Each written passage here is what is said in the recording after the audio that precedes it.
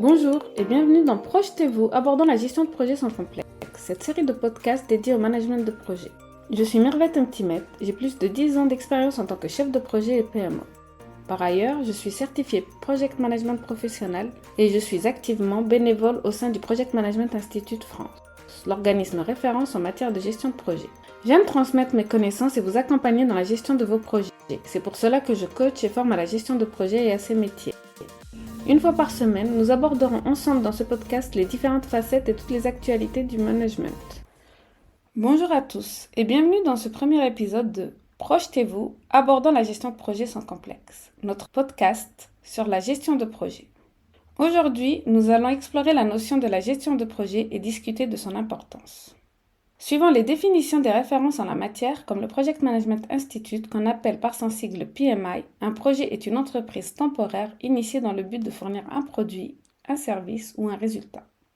Cette définition est volontairement générique et peut correspondre à différents domaines ou types. Définissons la gestion de projet ensemble.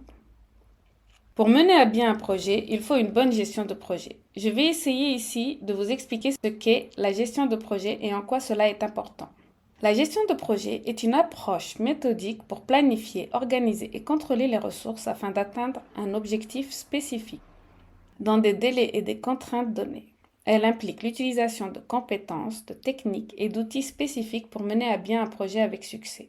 Elle aide à structurer le processus de travail, à définir les rôles et les responsabilités et à identifier les ressources nécessaires pour atteindre les objectifs fixés. En utilisant ces techniques de gestion de projet, on peut mieux planifier les tâches, allouer efficacement les ressources et suivre l'avancement du projet. Cela permet de limiter les retards, de respecter les budgets et de fournir des résultats de qualité. De plus, la gestion de projet offre une vision globale du projet et de ses objectifs. Elle permet de décomposer le projet en tâches plus petites et plus gérables, ce qui facilite la gestion de la complexité et augmente les chances de succès. La gestion de projet est donc un élément clé pour assurer le bon déroulement d'un projet, qu'il s'agisse d'une petite tâche individuelle ou d'un projet d'envergure internationale. Quand vous partez en vacances, si vous voulez profiter pleinement de vos vacances et effectuer un maximum d'activités avec un budget limité, préparer vos vacances avec la gestion de projet vous permettra d'arriver à cet objectif. Bien sûr, ce n'est pas obligatoire, mais cela aide grandement. Pour partir en vacances, vous devez déjà choisir votre destination et le budget, la durée et la qualité des activités que vous ferez et des hôtels où vous serez logé. Eh bien, je viens de vous énoncer le triangle d'or de la gestion de projet, qualité, coût, délai. On pourra plus se pencher sur ce triangle dans un autre épisode. Ce que l'on peut en déduire, c'est que vos vacances peuvent être considérées comme un projet. D'ailleurs, si vous les préparez bien, vous allez utiliser les mêmes étapes que pour une gestion de projet. Dans la gestion de projet, il y a ce que l'on appelle 5 phases. L'initialisation, la planification, l'exécution, le contrôle et le monitoring, et la dernière, la fin de projet. Pendant l'initialisation, vous définirez l'endroit des vacances, le budget et la durée.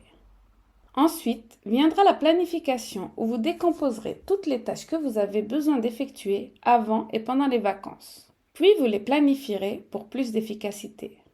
Achat de matériel, visite d'un monument ou encore plongée sous-marine sont tout autant de tâches qu'il faut estimer. Bien évidemment, il existe les vacances spontanées sans planification, mais vous vous rendez compte que si vous voulez tenir vos budgets et faire les activités que vous souhaitez, cette étape est cruciale. Puis vient l'exécution de ce qui a été planifié, la préparation et les vacances en elles-mêmes. Il faut surveiller le budget et le déroulement, ainsi que la qualité de ce qui est fait pendant cette période. On appelle cela le suivi et le contrôle du projet. Par exemple, vérifiez en cours que vous avez bien fait ce qui était prévu, ou encore qu'il vous reste de l'argent pour la suite des vacances. Et finalement, après le retour de vacances, le bilan s'impose. Qu'a-t-on pensé des vacances? Le budget et le planning ont-ils été respectés? Y a-t-il eu des conflits? Que retenir pour les prochaines vacances?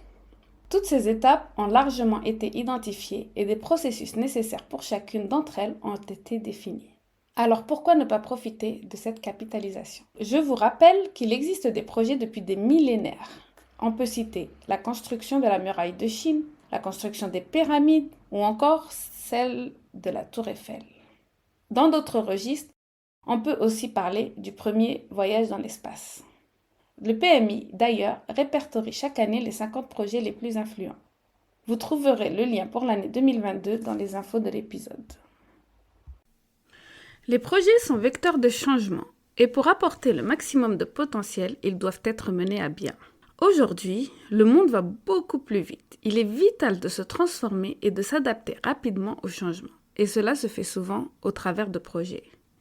La problématique qu'on voit est que le nombre de ressources et le nombre de projets augmentent, alors qu'auparavant, on pouvait se contenter de gérer sans suivre des processus préétablis juste à l'instinct ou à l'expérience. On s'aperçoit que cela devient difficile lorsque le nombre de personnes ou de projets augmente.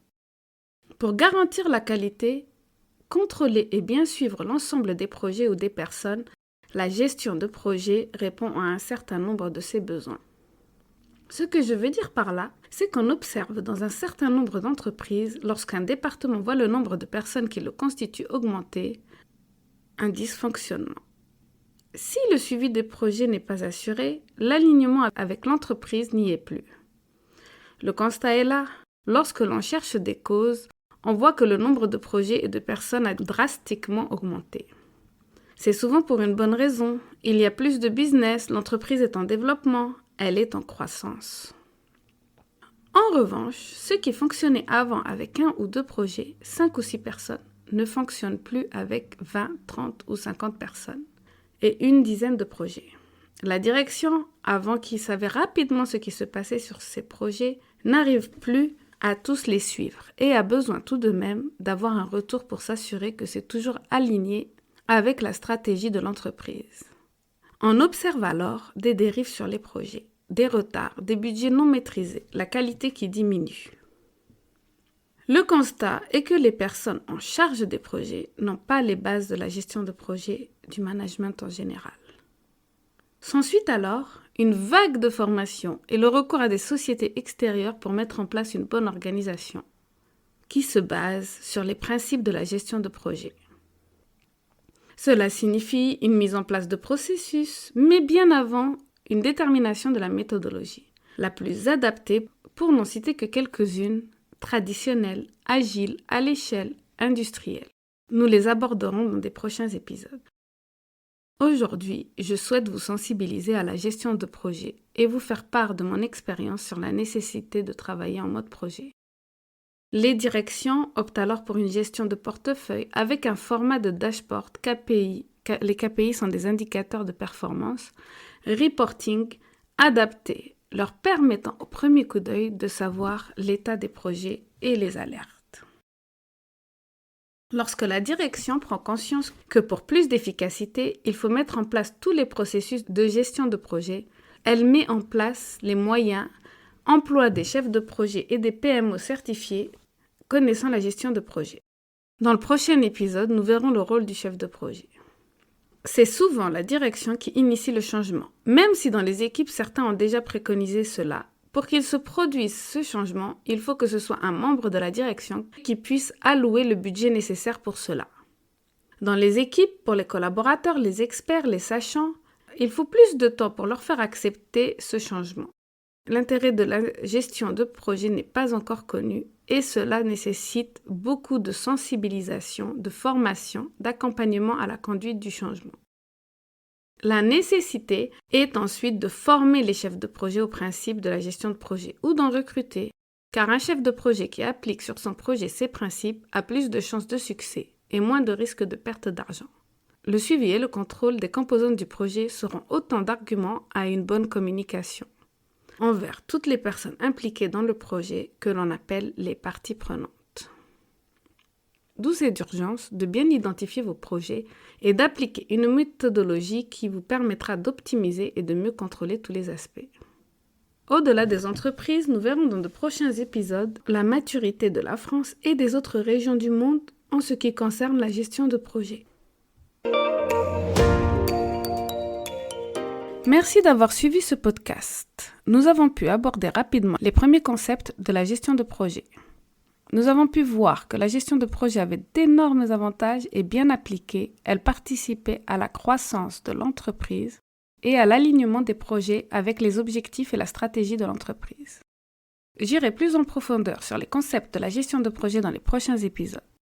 Dans le prochain podcast, je vous parlerai du chef de projet en tant que chef d'orchestre de cette gestion de projet.